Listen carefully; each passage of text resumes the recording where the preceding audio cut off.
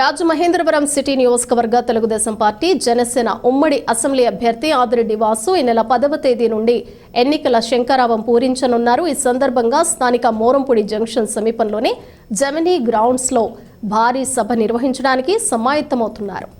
Gemini grounds లో ఎన్నికల శంఖారావం సభకు చేస్తున్న ఏర్పాట్లను ఆదిరెడ్డి శ్రీనివాస్, టీడీపీ రాష్ట్ర ప్రధాన కార్యదర్శి గన్ని కృష్ణ, మాజీ ఎమ్మెల్సీ ఆదిరెడ్డి అప్పారావు, రాష్ట్ర కార్యదర్శులు కాశీ నవీన్ కుమార్, వాసిరెడ్డి రాంబాబు, సిటీ నియోజకవర్గ పరిశీలకురాలు చిల్లా జగదీశ్వరి, నగర అధ్యక్షులు రెడ్డి మనీశ్వరరావు తదితరులు పరిశీలించారు.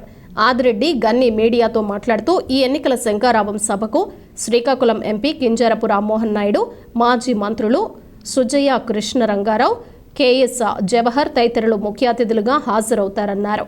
టీడీపీకి సిటీలో బలమైన నాయకత్వం ఉందన్నారు. అన్ని డివిజన్ల నుంచి వేలాది మంది ఈ సభకు హాజరవుతారని అన్నారు. వైఎస్ఆర్ కాంగ్రెస్ పార్టీ అధికారం చేపట్టిన ఈ 5 ఏళ్లలో రాష్ట్రాన్ని ఎలా సర్వనాశనం చేసింది, అప్పుల ఊబిలోకి ఎలా నెట్టింది, అమలు చేసిన ప్రజా వ్యతిరేక విధానాలు తదితర అంశాలను ప్రజలకు వివరిస్తామన్నారు.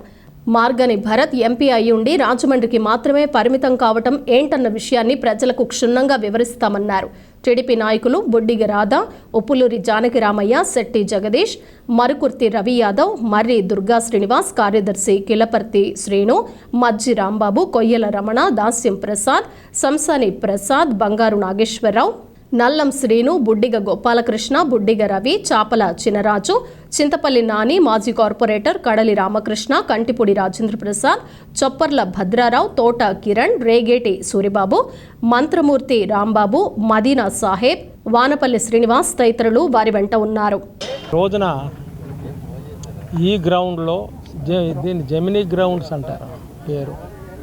ఈ గ్రౌండ్స్లో తెలుగుదేశం పార్టీ రాజమండ్రి సిటీ వరకు ఎన్నికల శంఖారావాన్ని పూరించబోతున్నాం.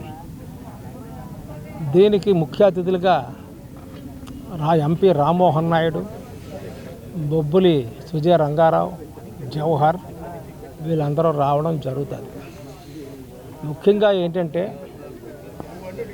ఈ ఎన్నికల శంఖారావం అనే ఈ సభలో ముఖ్యంగా వైఎస్ఆర్ పార్టీ ఈ 5 ఏళ్ల కాలంలో ఈ రాష్ట్రాన్ని ఎంతవరకు అప్పుల ఊబులో తీసుకుపోయింది అనేదాన్ని ప్రజలకు వివరంగా చెప్తారు.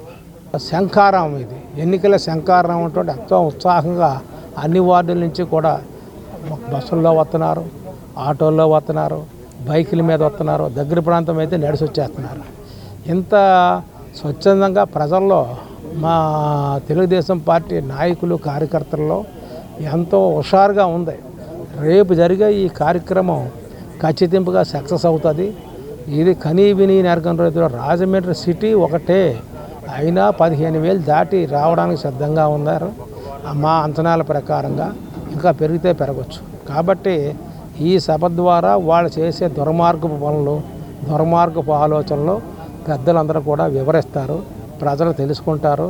మీ పరిస్థితి ఏంటో అప్పుడు మీరు అర్థం చేసుకుంటారు. సిటీ నియోజకవర్గానికి సంబంధించి ఎన్నికల శంఖారావం రేపు ఇక్కడ పూరించబోతున్నాం. మహామహులందరూ కూడా రాబోతున్నారు. ముఖ్యంగా బేసికల్గా రాజమండ్రిలో తెలుగుదేశం పార్టీకి బలమైన క్యాడర్ ఉన్న మాటని అందరూ కూడా గుర్తించవలసిన అవసరం ఉంది. ఎందుకంటే ఫస్ట్ నుంచి కూడా అలాగా తయారంతా కూడా క్యాడర్ కానీ లేకపోతే ప్రజల్లో ఆదరణ కానీ తెలుగుదేశం పార్టీ చేసిన విషయాలు కానీ చాలా ఉన్నాయి. అయితే కొంతమంది కొత్తగా వచ్చారు, ఏదోదో మాట్లాడుతున్నారు.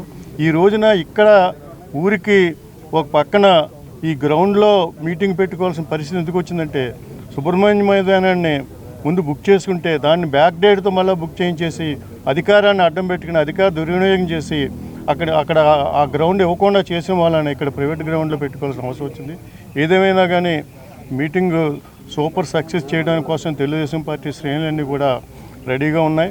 రాజమండ్రిలో సంస్కృతిని పాడు చేయకండి, రాజమండ్రిలో ఒక రౌడీజాన్ని కూడా ప్రోత్సహించకండి, మంచి వాళ్ళని ఎన్నుకోని అని చెప్పి రాజమండ్రి ప్రజానీకానికి చెప్తున్నాను. ఎందుకంటే ఈ మధ్య చూసిన కొన్ని ఘటనలు చూస్తున్నాం. అంటే బెదిరించడం, చంపేస్తానంటాం, ఇలాంటివన్నీ కూడా చూస్తుంటే రాజమండ్రి నగరం ఎట్టిపోతుందో మన సంస్కృతి ఎట్టిపోతుంది అని బాధగా ఉంది. కాబట్టి మీరు రాజమండ్రి ప్రజానీకానికి మీ ద్వారా నేను చేసే విజ్ఞప్తి ఏంటంటే మీరు ఓటు వేసే ముందు ఎవరైతే అభివృద్ధి కాముకులో, ఎవరైతే శాంతి భద్రతను కాపాడేవారో, ఎవరైతే మంచితనానికి ప్రతీకగా ఉంటారో వాళ్ళకి ఓటేయండి అని చెప్పి మిమ్మల్ని అందరూ కూడా చేతులెత్తి నమస్కారం చేసుకుంటాం. థ్యాంక్